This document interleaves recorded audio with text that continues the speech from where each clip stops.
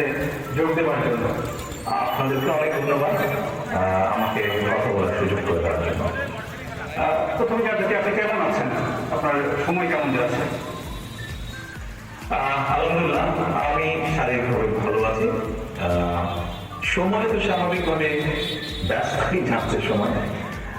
Physically হয়তো আমি দেশে আছি, বাট মন মানসিকতা সবকিছু মিলিয়ে তো আমি যে ওই এলাকার মানুষের সমস্যার সমাধান করতে সক্ষম, যে ওই এলাকার বিভিন্ন শ্রেণীর মানুষ, তরুণ, নারী, মুরব্বী সহ ছাত্র ছাত্রী, সবার সাথে যার একটা কমিউনিকেশন আছে, এই ধরনের মানুষকেই আমরা প্রায়োরিটি দিব। খুবই স্বাভাবিক। অর্থাৎ যার প্রতি জনসমর্থন আছে, যে জনসমর্থনকে তার সাথে রাখতে পারে, জনগণের যার প্রতি সমর্থন আছে, সেরকম মানুষকে দেখেই আমরা নমিনেশন দেব। সেখানে তৃণমূলের মতামত কতটা প্রাধান্য পাবে? অভিযোগ যে তৃণমূলের মতামত প্রাধান্য কম পায়।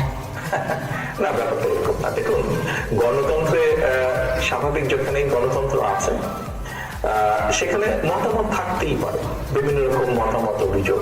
হয়তো এক জায়গায় 50 জন আছে, 50 জনের মধ্যে 30 জন একটি কথা বলছে, 15 জন একটি কথা বলছে, বাকি সংখ্যক ব্যক্তি আরেকটি কথা বলছে। তাহলে আপনি কি বলবেন যে মতামত না হচ্ছে? না, স্বাভাবিকভাবে যেখানে আমরা মেজরিটির যেটা মতামত পাবো এলাকার মানুষের কম বেশি, আমরা তো আমাদের মতন করে খোঁজ করছি, সেটি তৃণমূলই হোক বা সেটি সাধারণ মানুষের হোক। এখানে একটি বিষয় উল্লেখযোগ্য, নেতৃত্ব নির্বাচন করছি না, আমরা নির্বাচন করছি এমন একজন ব্যক্তিকে যে শুধু দলেরই সমর্থন নয়, বরং দলমত নির্বিশেষে ওই এলাকার অধিকাংশ মানুষের সমর্থন যার প্রতি আছে, আমরা এরকম একজন মানুষকে বের করে আনতে চাইছি। এরকম একজন সাধারণ মানুষের অংশগ্রহণ থাকে, বিভিন্ন মানুষের অংশগ্রহণ থাকে।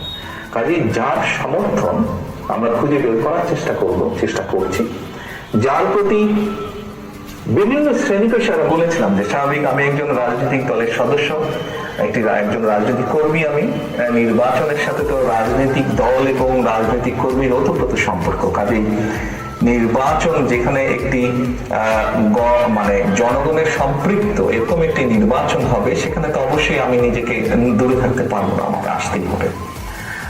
স্বাভাবিকভাবেই মাঠেই ইনশাল্লাহ থাকবো আমি। আপনার প্রশ্নের পরের যে অংশটি ছিল, দেখুন, আমি মনে করি এটির সিদ্ধান্ত বাংলাদেশের জনগণের। এটি তো আমার সিদ্ধান্ত না, এটি সিদ্ধান্ত নেবে বাংলাদেশের জনগণ।